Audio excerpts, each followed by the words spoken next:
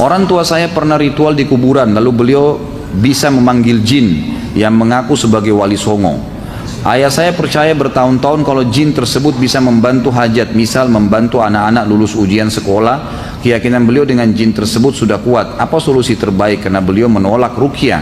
Tentu saja ini harus diberitahukan hukum Allah.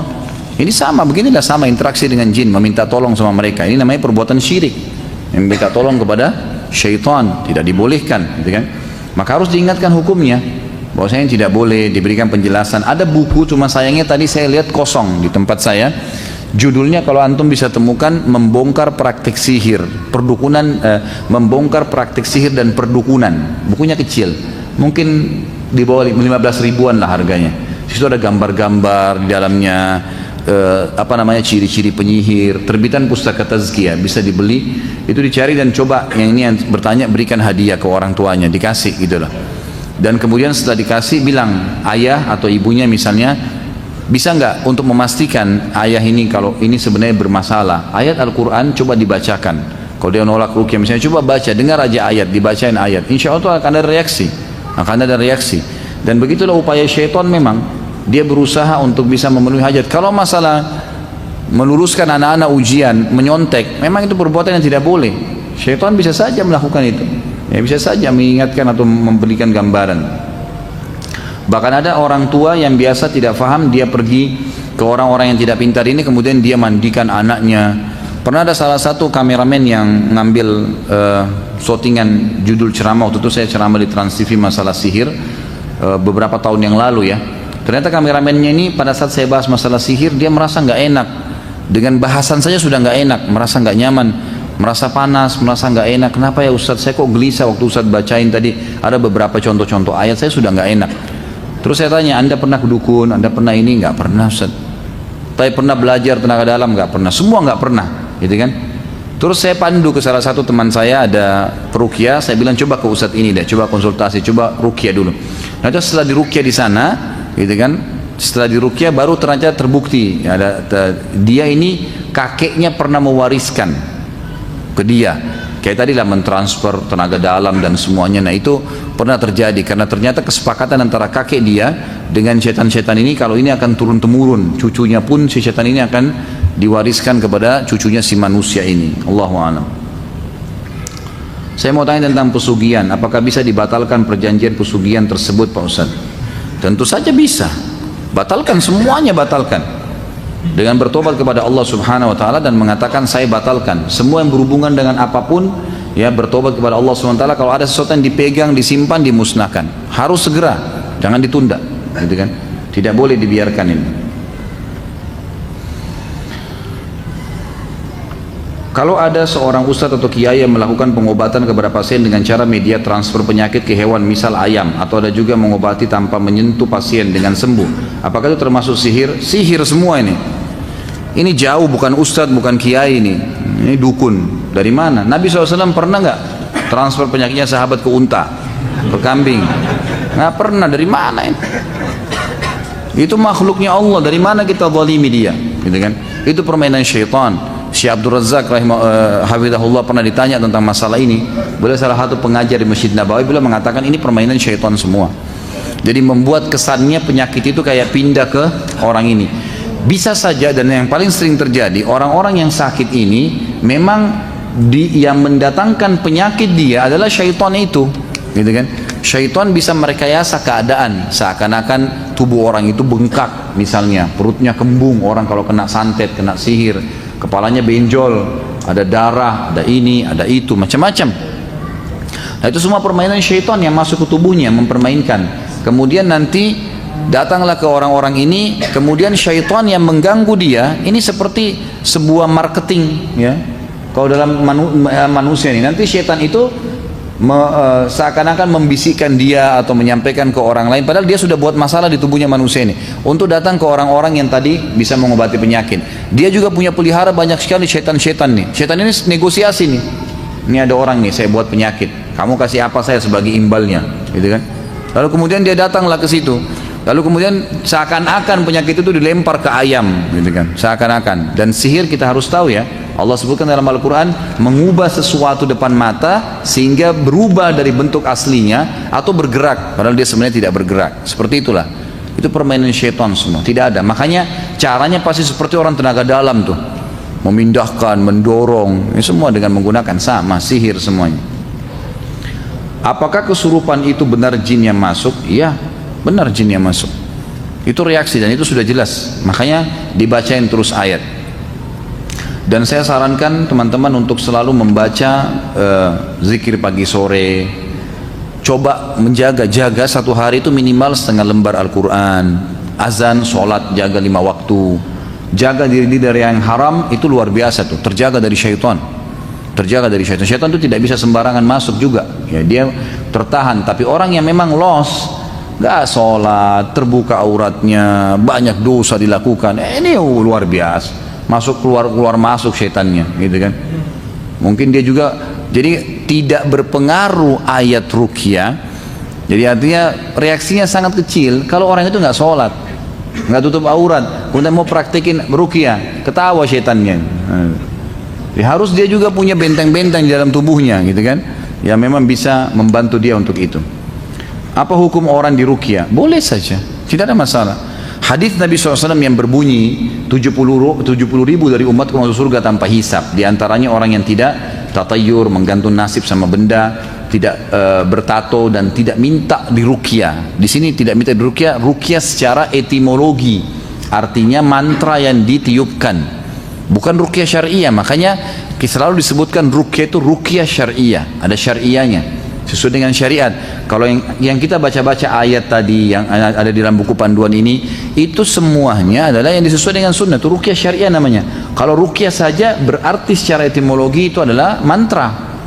Jadi mantra-mantra dukun pun dikatakan ruqyah. Makanya tadi Ibnu Mas'ud mengatakan ar-ruqa, jamak daripada ruqyah, gitu kan? Bagian daripada syirik.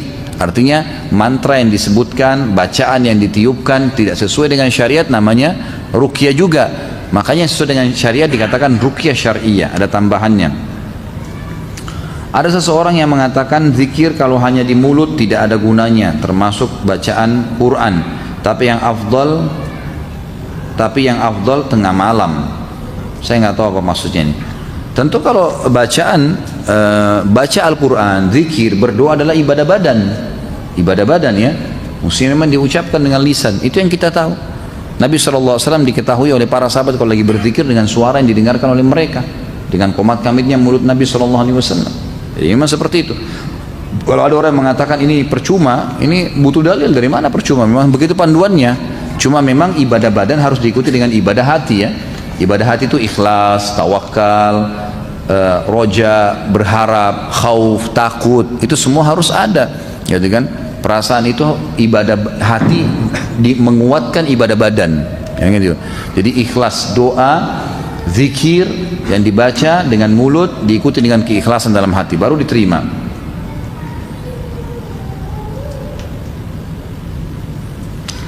Ustaz, apakah turunnya Adam ke dunia ini merupakan skenario Allah dengan perantara gangguan iblis sehingga turunan Adam hidup di dunia? Tentu saja kita nggak bisa katakan kalimat ini ya, ini tidak santun dengan Allah. Kalau dikatakan skenario ya, Anda kutip. Jadi Allah Subhanahu Wa Taala memberikan kepada manusia khiyar, sebagaimana Nabi Adam punya khiyar, gitu kan? Allah Subhanahu Wa Taala meletakkan Nabi Adam dengan istrinya Hawa di sebuah tempat yang dikenal dengan surga itu. Kemudian memberikan syarat, tidak boleh kamu memakan pohon ini, gitu kan? Tapi Nabi Adam alaihissalam manusia, Allah SWT berikan dia pilihan.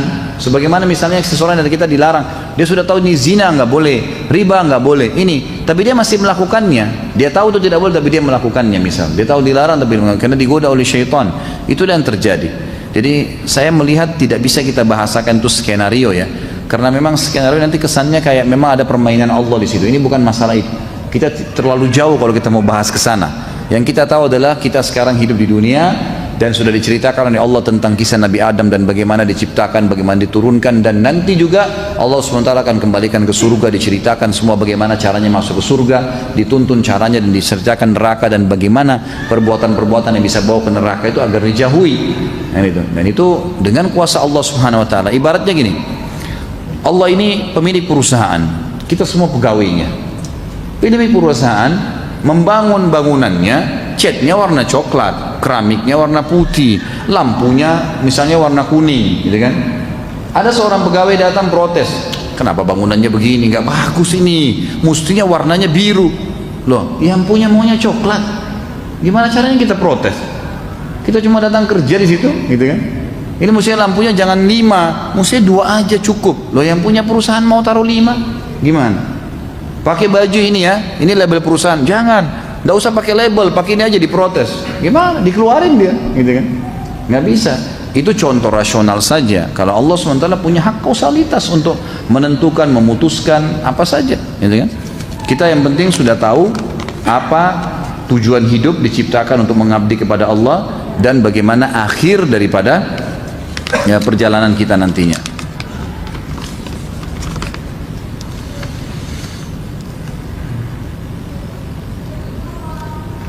Mau tanya dalil yang sahih tentang kalimat segala sesuatu tidak akan terjadi tanpa izin dari Allah, supaya bisa mengatasi penyakit was-was, khawatir yang sangat berlebihan.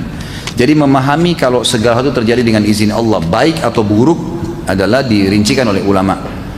Perbuatan baik dan perbuatan buruk semuanya Allah berikan potensi untuk melakukan dan menolaknya. Misal sholat, kita punya potensi untuk mengerjakannya dan kita punya potensi untuk tidak mengerjakannya. Zina, kita punya potensi untuk mengerjakan, kita punya potensi untuk tidak mengerjakannya. Allah SWT berikan kita potensi untuk itu. Kalau ada orang yang memilih perbuatan baik, Allah sudah janjikan perbuatan-perbuatan itu dengan pahala-pahala, itu berarti terjadi dengan izin Allah. Maksudnya apa? Allah sudah kerjakan. Kalau dia kerjakan ini, nanti dia akan dapat ini. Itu maksudnya dengan izin Allah di situ. Jangan difahamin izin itu berarti memang Allah yang seret dia untuk mengerjakannya. Tidak. Allah SWT memberikan informasi dan memberikan kebebasan dia. Zina, seseorang Allah SWT ciptakan, dan Allah ciptakan dengan izinnya. Allah memang menciptakan zina sebagai cobaan, dan Allah sampaikan jangan dikerjain ya, karena itu haram, dosanya hukumannya seperti ini ya. Tapi orang ada potensi, dia punya pilihan. Dia punya sekedar baik, dia bisa mengerjakan yang buruk, dia bisa pilih zina, dan dia juga bisa membatalkannya. Kalau dia pilih zina, maka pilihan dia itu berhubungan dengan izin Allah pada saat menciptakan itu. Artinya dia kalau berzina dia akan dapat hukumannya. Itu yang dimaksud dengan izin di sini. Jadi jangan difahami izin ini berarti Allah mengizinkan dia berzina. Tapi zina itu diciptakan sebagai sebuah buat keburukan dengan izin Allah Subhanahu wa taala. Dengan izin Allah, dan kalau dia masuk di situ dan dia kerjakan dengan izin Allah, dia akan dapat hukumannya yang sudah diancamkan. Seperti itu memahaminya.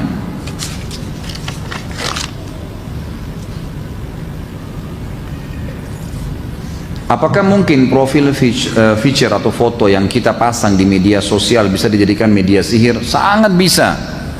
Dan mulai sekarang jangan pasang foto. Untuk apa? Hari ini foto pakai baju biru, besok baju merah, besok baju hitam. Untuk apa? Untuk dipuji sama orang, ganteng ya, cantik ya, sebatas panjang lidahnya, tapi itu bisa jadi media sihir. Karena foto itu adalah cara yang termudah untuk menggunakan sihir, gitu kan? Rata-rata seperti itu. Maka saran saya jangan, hati-hati, gitu kan? Kalau darurat di KTP, di SIM, masalah lah, gitu kan? Di ijazah, itu diperlukan. Jadi nggak usah terlalu banyak pamer sana sini, nggak perlu, gitu kan? Karena ini berbahaya memang. Apakah ain atau mata panas masuk di kategori sihir? Sebenarnya tidak dikatakan sihir kalau ain, penyakit lain. Karena sihir memang adanya interaksi antara si jin sama manusia menggunakan ilmu yang namanya sihir. Kalau ain itu lahirnya dari hasud, dari penyakit hati. Kata Nabi SAW dalam hadis sahih, inna lil aini lal haq, mata panas itu benar terjadi. Masa panas ini kalau ada orang yang terbiasa hatinya hasud, iri terus dengan orang. Kalau orang punya mobil, dia yang merasa terbebani, seakan-akan beban mobil yang 1 ton itu beban di pundaknya. Orang beli AC, dia yang kedinginan, gitu kan. Orang beli kulkas, dia yang kesakitan. Gimana? Tidak ada hubungannya sama dia. Terbiasa hasud. Allah kasih orang anak lucu, anaknya tidak, oh dia hasud lagi. Ini berbahaya. Kalau dibiarkan dalam hati, dia bisa berpengaruh kepada penglihatan mata. Jadi kalau setiap dia lihat sesuatu itu bisa merusaknya. Makanya pernah ada sahabat yang lagi mandi. Kebetulan sahabat ini punya fisik yang Masya Allah, kulitnya putih bersih, orangnya gagah sekali. Dan zaman dulu orang, maaf, tidak punya WC atau kamar mandi di rumah. Mereka kalau mau mandi atau ke WC, termasuk Nabi SAW itu ke padang pasir, gitu kan. Lokasi padang pasir, mereka ke sana lalu mereka tutup dengan pelapa kurma, lalu kemudian mereka menyelesaikan hajatnya di situ. Memang zaman dulu mereka tidak punya sistem, dan alhamdulillah kita sekarang sudah ada dalam rumah, gitu kan. Itu dulu di luar rumah. Maka ada seorang sahabat lagi mandi dan orang ini punya kelebihan fisik. Lewatlah sahabat yang lain yang punya penyakit ain nih, suka hasut dengan orang.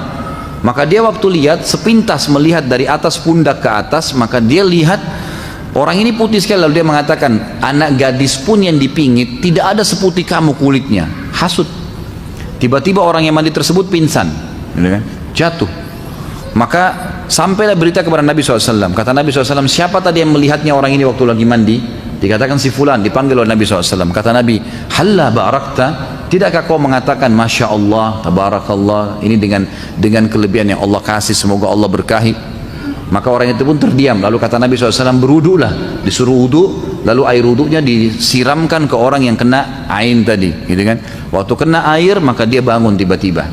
Nah ini ain, dia menyerupai sihir, tapi sebenarnya bukan sihir. Dia bukan sihir, dia memang kena hasut seseorang. Dan cara pengobatannya juga dengan ruqyah. Ain juga di ruqyah, dibacain ayat. Paling efektif kalau ditahu siapa yang menghasutnya, siapa orang yang tidak nyaman sama dia itu, disuruh wudu, air wudunya dipakai mandi. Sebagaimana tadi Nabi SAW praktikkan kepada sahabat ini, gitu kan. Tapi dia bukan bagian dari sihir yang saya tahu. Apakah sulap yang menggunakan alat-alat yang sudah dimodifikasi sedemikian rupa sehingga menampilkan hal-hal yang seperti sihir, misal menghilangkan benda digolongkan sebagai sihir? Kalau dia murni teknologi maka tidak, gitu kan, tidak masuk dalam sihir. Tapi minimal dia masuk kepada dukungan terhadap sihir, ya. Dia seperti jembatan. Nanti akhirnya orang sudah sulit membedakan mana yang sihir sebenarnya, mana yang cuma teknologi, gitu kan. Nanti bisa saja begitu. Maka sebaiknya memang dijauhi, sebaiknya dijauhi. Semua yang bisa membuka pintu kita kepada hal-hal yang salah dan melanggar agama harus dijauhi. Apalagi sihir ini, saudaraku, adalah perbuatan yang membawa kita kepada jalur neraka, jalurnya iblis dan syaitan. Tidak boleh, bertolak belakang sekali dengan agama. Maka tidak boleh apapun yang mendukungnya. Bagaimana hukum memajang ayat Al-Quran di rumah? Apakah diperbolehkan? Saya menemukan ada sebagian orang menyanggah kali ya, hal tersebut bisa menganggap hal tersebut bisa mencegah syaitan masuk. Apakah dengan memajang ayat Al-Quran tersebut dengan niat seperti ini diperbolehkan? Kalau hanya sekedar pajangan ditaruh dengan niat memang itu simbol, kalau ini rumah orang Islam misalnya, masih ada pendapat ulama yang membolehkan, masih ada. Tapi keyakinan bahwasanya bisa mengusir syaitan, ini tidak ada sama sekali. Saya sudah kasih contoh tadi. Sebesar apapun tulisan ayat kursi di rumah kita, setebal apapun dan sebagus apapun Al-Quran yang kita taruh di kepala antara kita dengan istri di ranjang, tidak bisa ngusir syaitan, gitu kan? Nggak bisa, kecuali dibaca, baru bisa. Dibaca baru berpengaruh.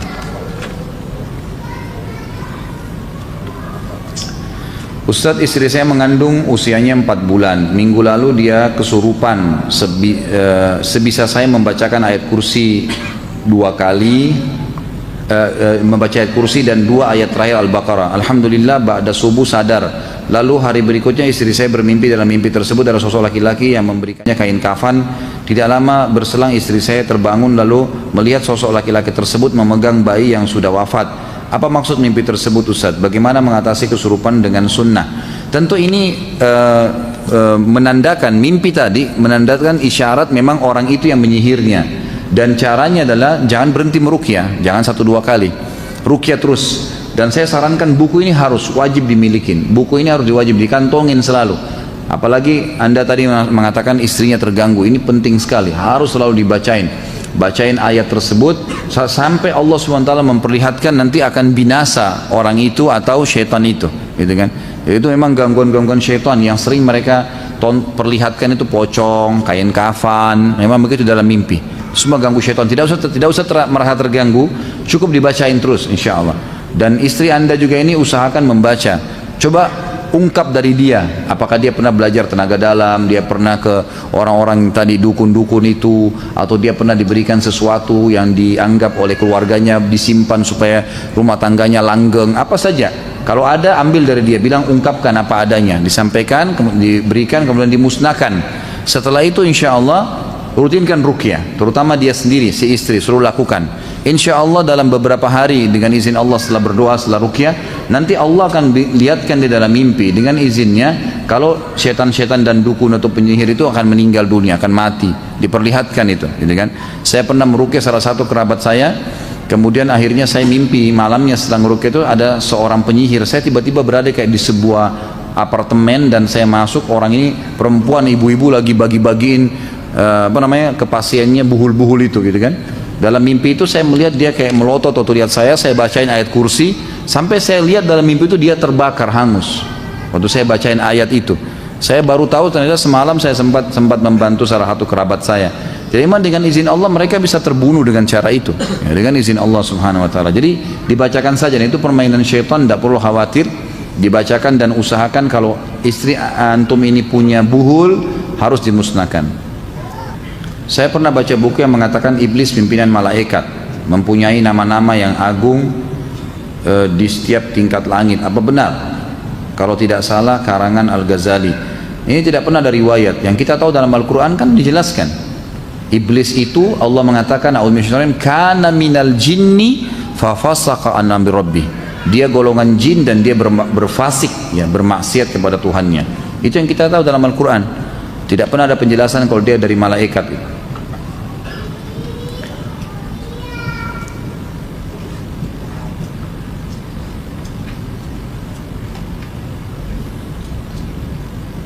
Mengapa saat di ruqyah banyak peruqyah menanyakan nama, umur, alasan jin memasuki tubuh orang, padahal jin yang jahat itu pendusta? Saya sudah bilang tadi, kalau dia faham ruqyah dia tidak perlu tanya. Saya berapa kali sekarang ini sering menelpon beberapa teman peruqyah untuk saya pandu. Saya katakan di antara teori-teori yang saya kumpulkan lagi dari para ulama-ulama yang saya konsultasikan, antum tidak usah terlalu banyak komunikasi dengan jinnya.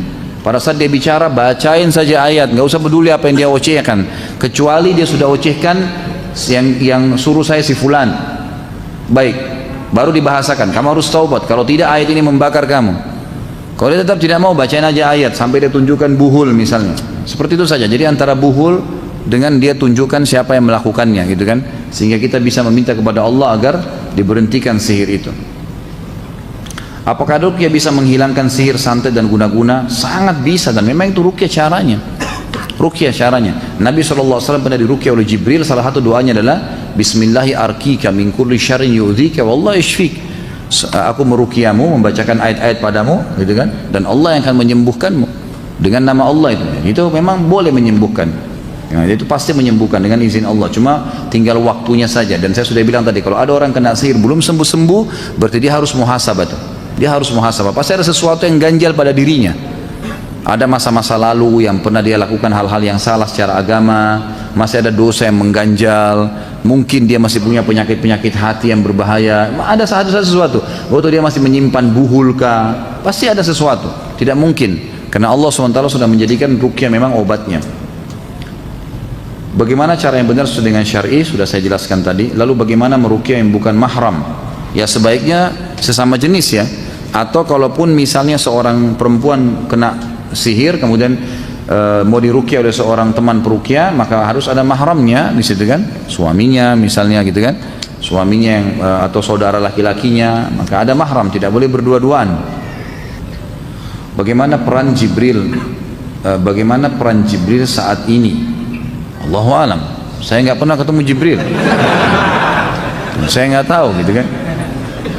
Jadi kita tidak tahu, jangan tanya yang di luar batas manusia, gitu.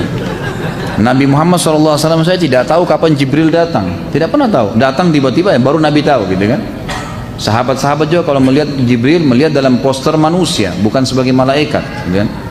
Itu yang terjadi. Kalau saya pribadi lebih jauh lagi, ya, tidak mungkin saya tahu gitu. Ustadz, iblis tidak mati, apakah jin bisa mati? Iblis mati, ya, bukan tidak mati, mati tapi nanti hari kiamat, bersama dengan hancurnya kiamat, iblis mati. Jadi dia mati. Apakah jin mati? Mati semua, ya. Jadi semua mati. Ada doa Nabi SAW mengatakan, ya sesungguhnya Allah Qaum Maha hidup, jin dan manusia mati. Ada hadis Nabi SAW, doa mereka, beliau begitu. Apa ini? Fatwa Ibnu Taimiyah soal larangan membunuh syaitan. Berarti syaitan bisa mati. Apakah syaitan juga beranak pianak? Sudah saya jelaskan tadi. Kalau masalah fatwa Ibnu Taimiyah melarang membunuh syaitan, saya tidak tahu ini. Saya tidak pernah tahu, mungkin sebatas ilmu saya ya. Tapi kalau apakah syaitan mati, saya sudah katakan iya. Apakah beranak piana? Iya. Jadi syaitan itu, jin itu sama dengan kita ini manusia. Menikah, punya anak, ada juga yang berzina, ada yang anak di luar zina, ya seperti manusia. Cuma bedanya kita nggak lihat. Sama dengan itu. Apakah iblis bisa menikah dengan jin yang Islam tapi imannya lemah? Untuk apa bertanya gini nih? Nggak usah tanya masalah iblis, nggak perlu. Nah, kok aneh-aneh aja nih. Ini sudah kehabisan pertanyaan rupanya ya. Kalau mau lebih baik tanya temannya nikah atau anda nikah, itu kan lebih baik daripada iblis kan? Baik, ini masalah ain sudah. Kaifa haluka Ustaz Khalid? Alhamdulillah baik. Lama tak jumpa Ustaz, 2 minggu serasa 2 tahun.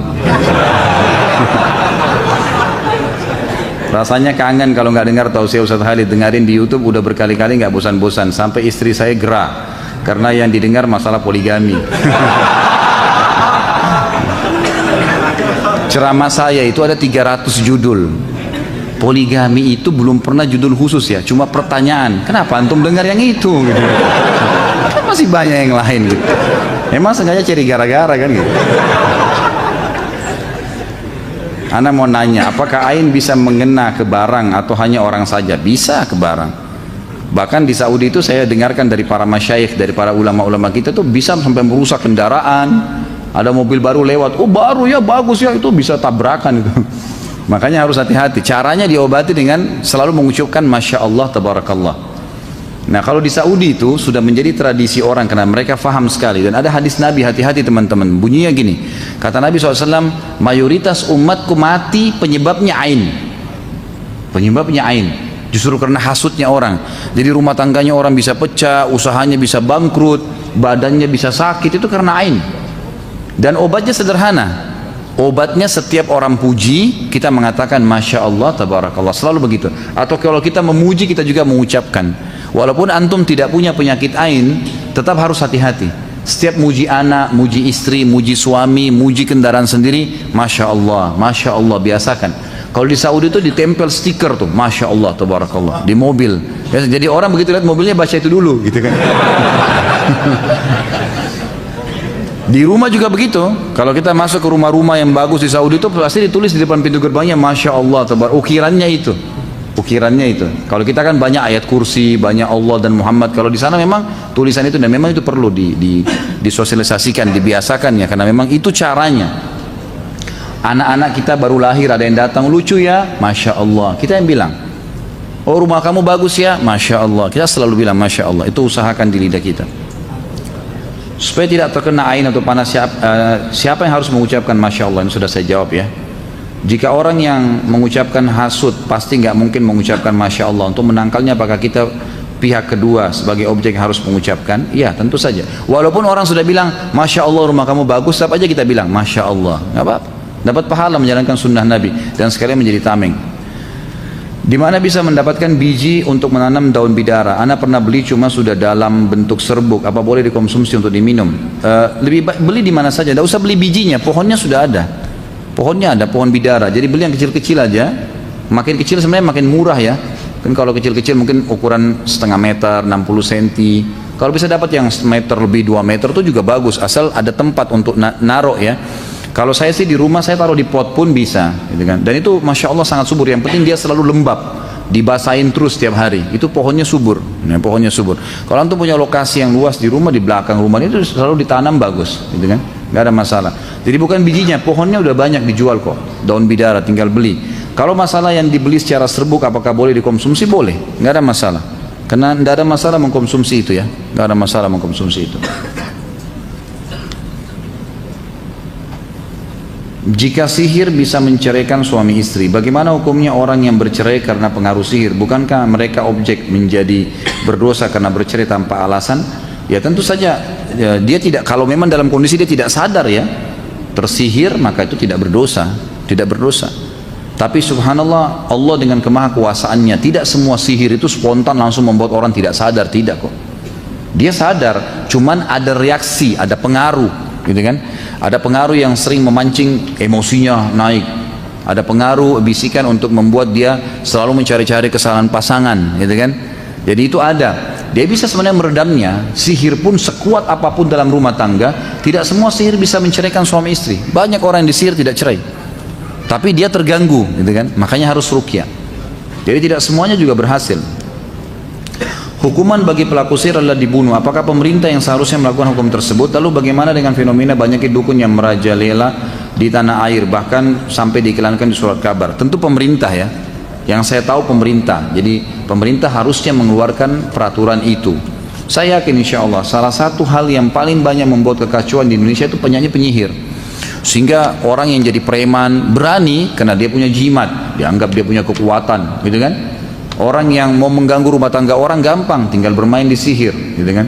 Orang yang mau lari usahanya pergi ambil pelaris. Jadi memang pesihir ini banyak, makanya harus diberhentiin. Pemerintah harus turun tangan, dan harusnya ini selalu disampaikan, dibahasakan. Siapa yang bisa membahasakan kayak saya sekarang membahasakan melalui media kita? Ini yang saya mampu lakukan di YouTube misalnya, di teman-teman ini atau teman-teman hadir di sini, sampaikan kepada teman-teman yang lain. Itu yang kita bisa lakukan, dan semoga Allah berikan petunjuk kepada pemerintah kita. Ini harus diberhentikan, nggak boleh tidak ini. Nggak boleh, ini berbahaya sekali, ini menyesatkan manusia dari jalan Allah Subhanahu wa taala. Apakah orang yang meminta diruqyah tidak termasuk dari 70.000 orang yang masuk surga tanpa hisab? Sudah saya jelaskan. Bagaimana logikanya orang ketika diruqyah terkadang bisa keluar paku, silet dan benda-benda yang tidak masuk akal? Dari mana asal semua itu? Karena tidak pernah merasa makan benda tersebut. Kenapa kebanyakan jika kesurupan lebih banyak kaum perempuan? Bolehkah pengobatan orang yang kena sihir dengan sihir pula? Tentu ini ada 3 pertanyaan ya. Kalau dari mana asalnya benda-benda itu? Ini ulama coba rincikan, ini rincian ya. Tapi ini karena tidak ada dalil yang menjelaskan, maka ini rincian dari pengalaman ruqyah saja. Kebanyakan orang-orang yang keluar benda-benda tajam dari tubuhnya itu memang benda itu dimasukkan dengan cara sihir, dengan 2 cara, di makanan yang dia konsumsi, atau memang ada jin yang memasukkan ke dalam tubuhnya. Karena jin ini bisa masuk ke interaksi ke dalam tubuh manusia ya. Asal memang benteng orang itu terbuka, dia tidak sholat, tidak tutup aurat, tidak ada zikir pagi sore, memang nggak ada, maka itu mudah. Rata-rata orang yang ibadahnya bagus itu sihir jenis ini tidak bisa masuk umumnya. Kebanyakan orang-orang seperti ini memang lemah, tameng-tameng di tubuhnya itu tidak ada ibadah, gitu kan. Tapi kalau orang ada ibadahnya, insya Allah tertanggulangi. Jadi ini memang ada dimasukkan, bisa dengan makanan yang dia konsumsi, tapi disembunyikan oleh para ya dukun-dukun ini dengan cara sihir, karena itu tidak ditampak, atau memang jin-jinnya yang memasukkan ke dalam tubuhnya. Maka ruqyah membongkar itu, sama dengan susuk kan? Susuk yang dimasukkan dengan cara dimantra-mantrain akhirnya masuk ke dalam tubuhnya. Itu kalau dibacain ayat bisa keluar memang susuknya. Buhul yang ditanam, gitu kan? Saya punya pengalaman meruqyah air, kemudian disiramkan di tempat yang ada buhul. Itu subhanallah beberapa hari kemudian keluar buhul itu. Ada buhul yang keluar di halaman rumah itu, gitu kan. Jadi memang dengan hikmah Allah Subhanahu wa taala. Kenapa kebanyakan yang kesurupan kaum perempuan? Sebenarnya tidak juga, laki-laki juga ada, gitu kan. Pokoknya siapa saja yang kena sihir bisa saja terjadi, tapi kesurupan ini terjadi memang kalaupun terjadi pada perempuan ini karena kelemahan jiwa. Dia tidak bisa mengontrolnya, gitu kan. Kalau orang dia terganggu nih, tapi dia dengar ruqyah, dia coba konsentrasi dengar. Nah, ini biasanya tidak bisa kesurupan, setannya malah kena. Kesurupan itu biasa karena kelemahan jiwa dia, maka setannya akhirnya menonjol untuk menguasai dia, gitu. Tidak boleh mengobati sihir dengan sihir, haram. Tidak boleh haram dengan haram, gitu kan. Tidak boleh mengobati penyakit dengan yang diharamkan. Seperti misalnya kata Nabi SAW, Allah tidak jadikan kesembuhan kalian dengan hal-hal yang diharamkan. Kalau ada dokter bilang Anda sembuh tapi syaratnya minum khamr ini, nggak boleh. Nggak ada ceritanya khamr bisa menyembuhkan misal, atau menggunakan lemak babi ini atau obat ini nggak boleh. Jelas dilarang dalam agama. Kata Nabi SAW, Allah tidak jadikan kesembuhan kalian pada hal-hal yang diharamkan. Jadi tidak mungkin itu terjadi. Jadi ini hal-hal mendasar yang harus diketahui. Jadi tidak boleh obatin, apalagi sihir dengan sihir, gitu kan. Baik, ini sudah jam 9 lewat, mungkin saya tidak bisa baca semua. Insya Allah kita tutup sampai di sini dulu. Kalau benar dari Allah, kalau salah dari saya mohon dimaafkan. Subhanakallahumma bihamdika asyhadu an la ilaha illallah astaghfirullah wa atubu ilaik. Wassalamualaikum warahmatullahi wabarakatuh.